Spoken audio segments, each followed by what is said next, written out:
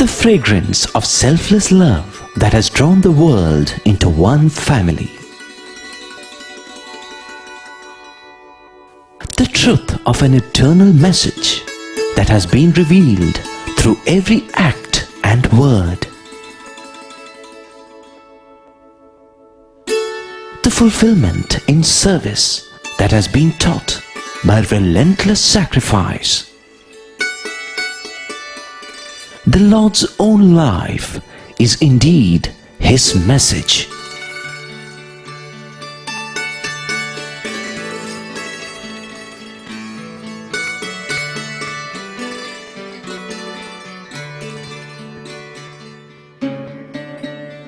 Sai Ram, and a hearty welcome to our viewers from all over the world. We are indeed grateful to Bhagwan Sri Sathya Sai Baba, whom we lovingly refer to as Swami, for blessing us and giving us here in Prashanti Nilayam the privilege of presenting to you a special 30-part serial which will be seen all over the world, entitled The Message of the Lord.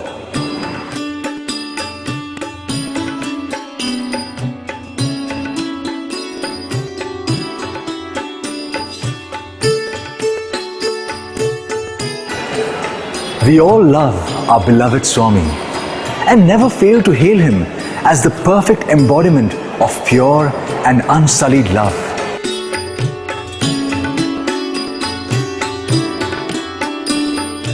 We praise his university, his hospitals, the various drinking water projects, and whenever possible, we also participate in various service activities undertaken to spread his love and message.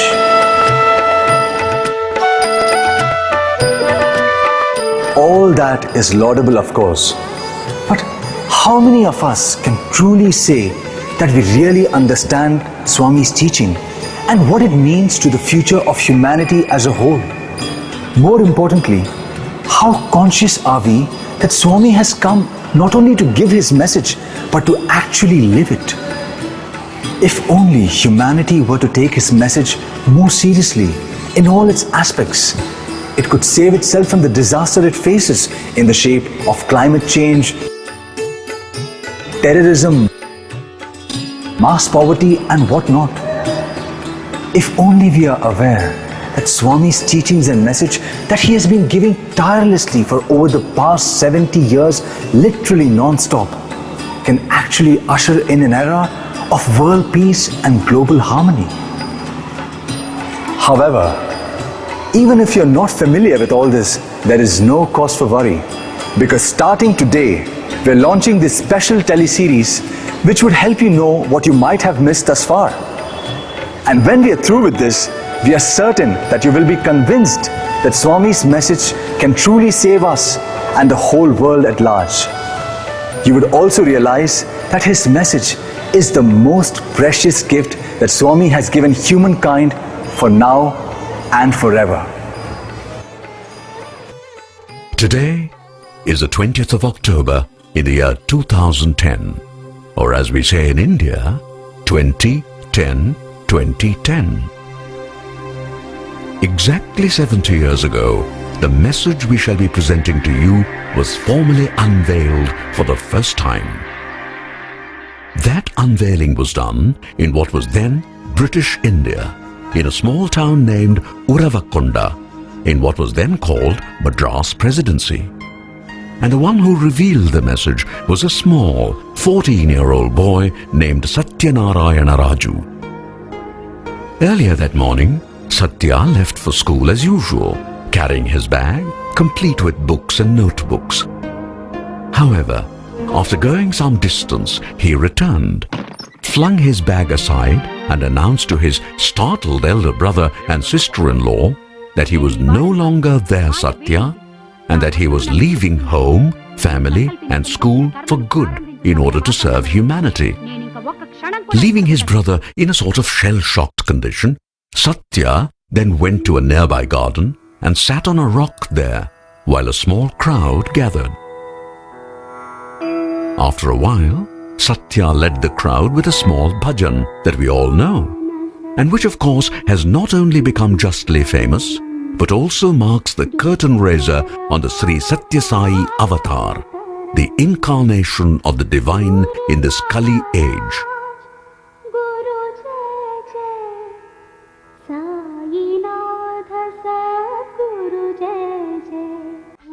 All that happened on 20th October 1940.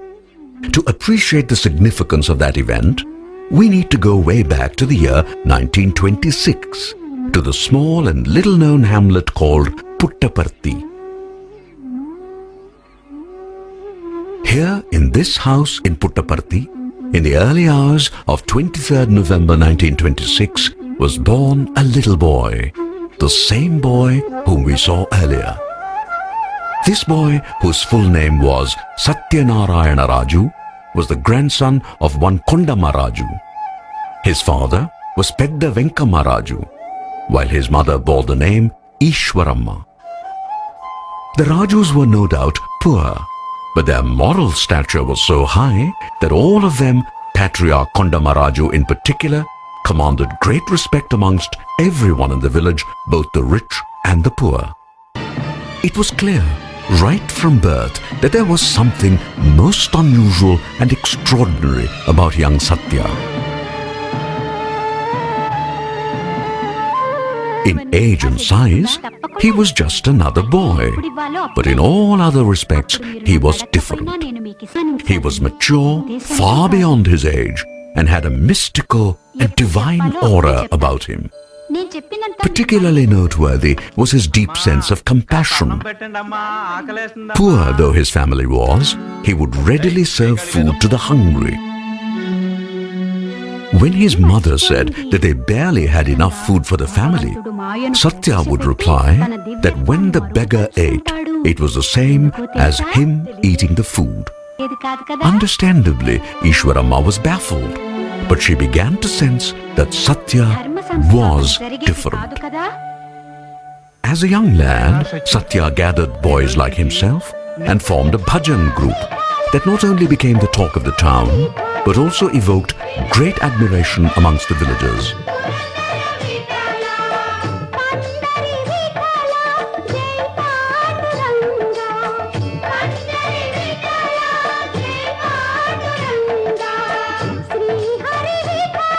Soon it was time to go to school, and since there was no school in the Puttaparthi of those days, Sathya first attended school in the neighboring village Bukkapatnam, having to walk several kilometers every day.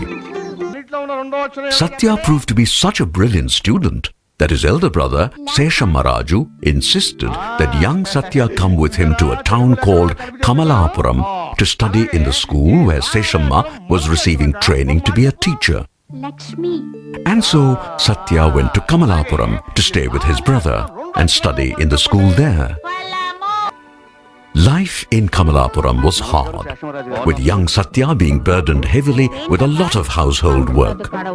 His daily chore included bringing drinking water from a distant well, which was the only well that supplied potable water. As in Bukkapatnam, Sathya excelled in school, becoming the favorite of both teachers and students as well. In a few years, once Seshammaraju completed his training in Kamalapuram, he moved to Uravakonda to join in the high school there as a teacher, and he took Sathya along with him. Once again, Sathya excelled in school, but early in 1940, he suddenly began to act as if he had lost interest in studies. One thing led to another, and finally, as we saw earlier, on 20th of October 1940, he declared that the world was his home, that humanity was henceforth his family, and that his entire life would henceforth be dedicated to the service of humanity. When news of this reached his parents back home, they both were shocked and rushed immediately to Uravakonda to plead with Sathya to change his mind. That, of course, Sathya declined to do. But he did agree to return to Puttaparthi and further gave Mother Ishwaramma the word that Puttaparthi would be the permanent headquarters for his mission.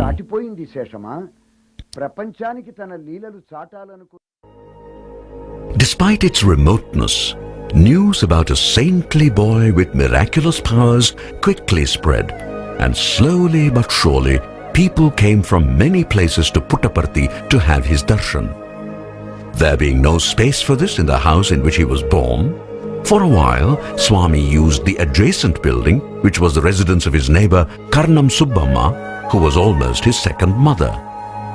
It soon became necessary to have a separate accommodation, which was set up in a piece of land donated by Karnam Subbamma. Thus came into existence the famous Pata Mandiram, or the Old Mandir. Many other remarkable leelas or miracles that Baba performed during this phase of his avatarhood. Typically, these experiences were given to devotees in the evening, when he took them out to the sands of the Chitravati river for an extended bhajan and chat session. Not many had the good fortune of seeing them, but among the blessed few who did, some have recorded for posterity what they saw. One such is Mrs. Vijaya Kumari, who at the time she witnessed these incredible leelas of God was a young girl. Those leelas made a deep impression on her, and even now, 60 years later, she is able to relive every single one of those precious moments. Here is Mrs. Vijay Kumari's description of a truly awe-inspiring leela that she witnessed during the Pata Mandiram days. One day in 1947, we went with Swami to the Chitravati river. All of a sudden, he disappeared from our midst. We then heard his voice which said, "I am here on the hill, and I am going to now show you all Surya Darshan, the vision of God as Sun." We began to wonder. It is past 6 in the evening and the sun has already set. And now Swami is saying he would show us the sun. That was when we began to laugh. Just then we began to see a pink light behind Swami. Quickly pink turned into red and we began to feel very hot. The heat made us sweat profusely and was unbearable. At the same time, the scene we saw was beautiful, indeed beyond description.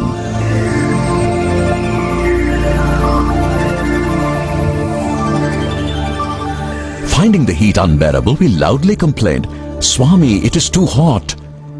He replied, "Is that so?"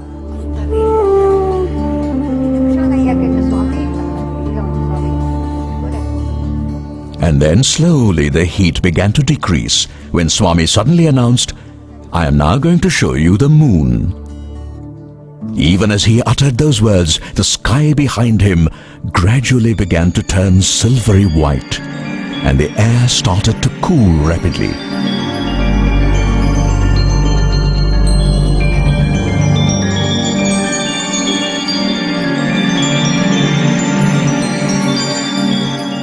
Soon we began to feel very cold and started shivering. Our teeth began to chatter and we screamed, "Swami, it is too cold!" Taking pity on us, Swami made the chill disappear. After which he said, "I am now going to show all of you the third eye. Watch carefully and don't look here and there." As we stood there watching his full form, we suddenly saw only his face, huge in size, filling the entire sky. Even as we were watching all this with awe and wonder, an orifice appeared in between his eyebrows, from which flew giant sparks and huge flames.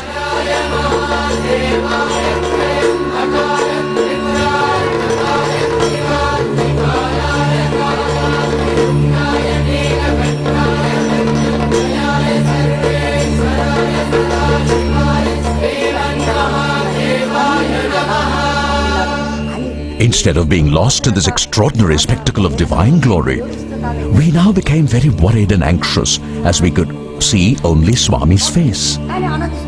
We began to wonder, what has happened to Swami's body? Have the flames harmed Swami? That was the thought uppermost in our minds.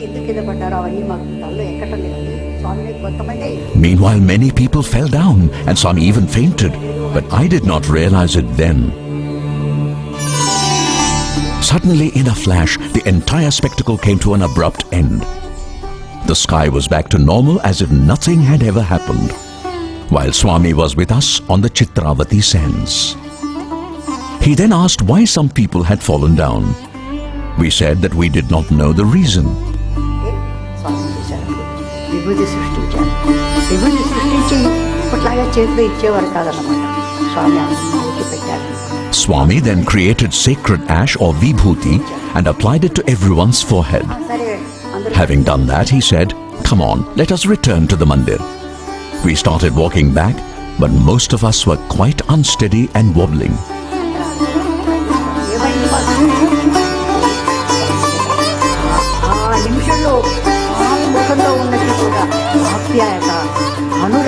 Back in the mandir, with much love, Swami said, "Today I have granted you the blessing of Trinetra Darshan, the vision of the third eye for which you all have been pining in many previous births.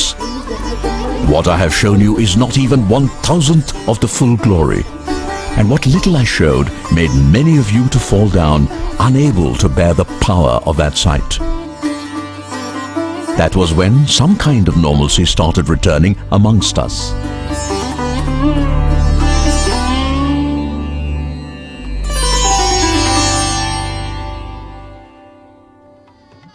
Word quickly began to spread, and many took the trouble of coming all the way to Puttaparthi to have the darshan of young Baba, despite all the difficulties of reaching that place.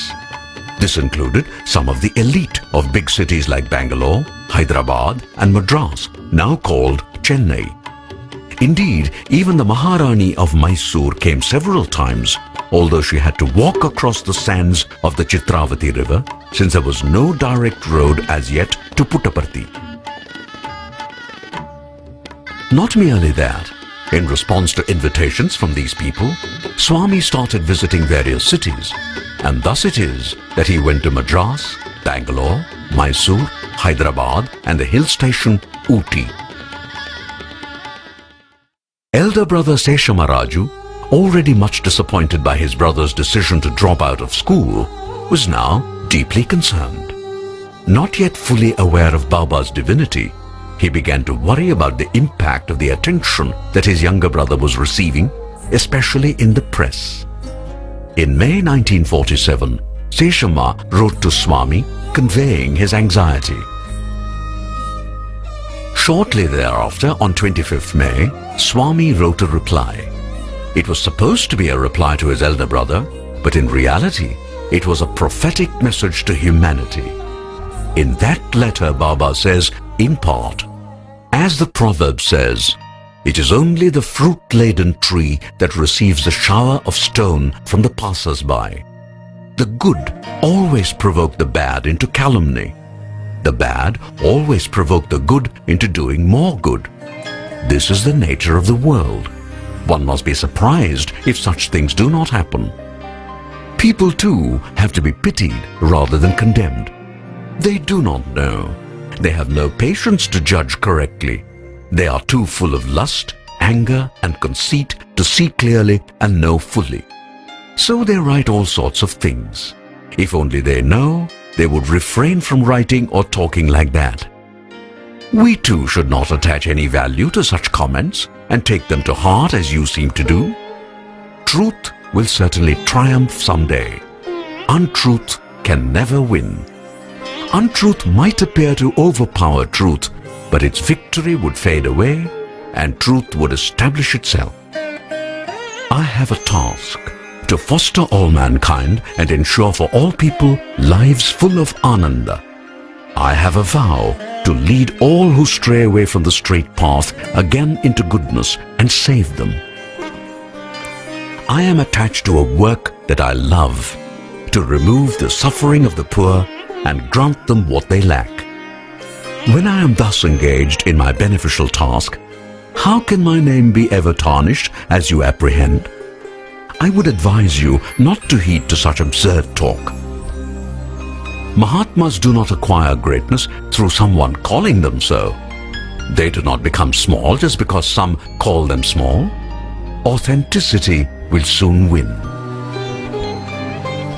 No one can comprehend my glory, whosoever it may be, whatever be the method of inquiry, and no matter how long the attempt. you will yourself see the full glory unfolding in the coming years. Devotees must have patience and forbearance. I am not concerned, nor am I anxious that these facts should be made known. I have no need to write these words. I wrote them because I felt that you will be pained if I do not reply. Thus, yours, Baba. It is important to note the date, 25th May 1947. India was still being ruled by the British.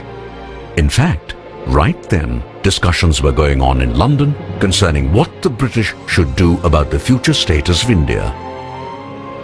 And here was Baba, not yet 21, promising to foster all mankind and declaring that the world would one day see his glory unfolding. Who would have believed that then? Actually, very few bothered about all this, since their focus was entirely on the present, that is, the love that Baba showered. However, avatars never forget their mission.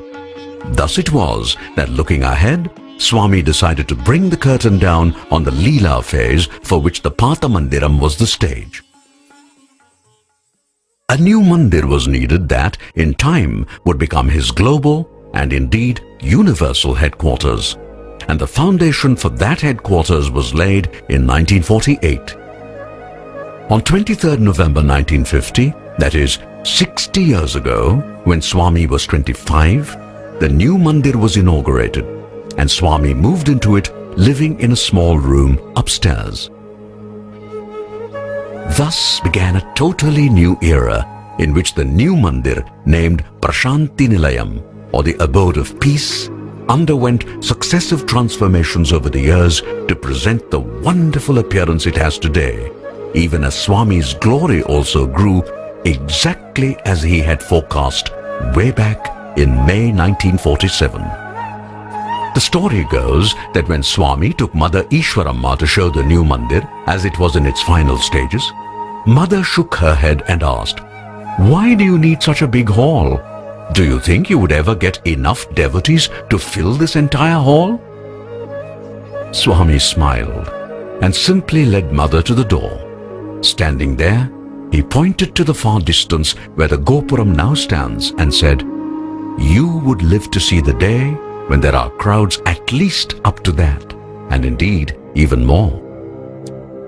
We do not know whether Mother Ishwaramma was convinced at that point of time, but we do know that she did live to see Swami's glory becoming global, even as memories of the Patha Mandiram became amazing living memories for the blessed few who were fortunate to be a part of that era. That is the way it was with Krishna.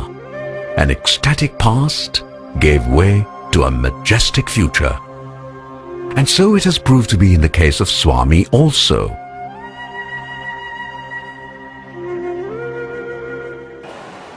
We shall follow up on that part of the story tomorrow in our next episode. Meanwhile, thank you for being with us, and we hope that you enjoyed our presentation. Do join us again tomorrow for the continuation of this serial. Jai Sai Ram.